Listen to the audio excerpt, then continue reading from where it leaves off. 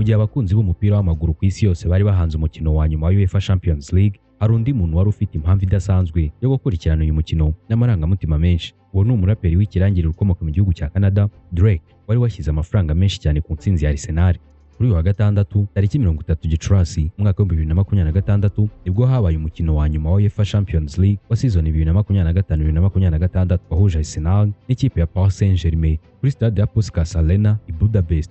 Uyu mukino wari utegerejwe n'abatari bake, waranzwe n'ishyaka rikomeye ku mpande zombi. Mu minota 90 isanzwe amakipe yasoje angana igitego kimwe kuri kimwe, ibintu byatumye hitabazwa iminota 30 y'inyongera kugira ngo haboneke ikipe yegukana igikombe. Icyakora n'iyo minota y'inyongera ntiyabashije gutanga igisubizo. Abakinnyi b'impande zombi bakomeje kurwana kugeza ku munota wa nyuma, ariko nta kipe yabashije gutsinda indi. Byabaye ngombwa ko hitabazwa penalty kugira ngo hamenyekane umwami mushya w'Uburayi. Mu kurasana penalty, Paris Saint-Germain yagaragaje ubukure n'ituze kurusha Arsenal maze itsinda penalty enye kuri eshatu. Ibi byahesheje Paris Saint-Germain igikombe cya kabiri cya UEFA Champions League yikurikiranye. Ibintu byanditse amateka mashya kuri iyi kipe ikunzwe n'abafana benshi ku isi kandi yamamaza gahunda ya Visit Rwanda. Ariko mu gihe abafana ba Paris Saint-Germain bari mu byishimo bidasanzwe, ku rundi ruhande hari umuntu ushobora kuba yari afashe umutwe kubera agahinda ndetse n'umubabaro biteye ubwoba. Uwo nta wundi ni Drake, wari wagerageje amahirwe ye ashyira amafaranga asaga miliyoni 1 y'amadolari y'amanyamerika muri beti, yemeza ko Arsenal ari yiza gutsinda uwo mukino. Kubera ko yateze ko Arsenal itsinda umukino mu minota 90 isanzwe, uwo mukino wararangiye ari 1-1, byatumye mu mafaranga yose ayahomba. Nubwo Arsenal yakomeje guhatana kugeza kuri penalty, ibyo ntibyahinduye intego Drake yari yateze, maze ahomba amafaranga menshi muri ako kanya gato.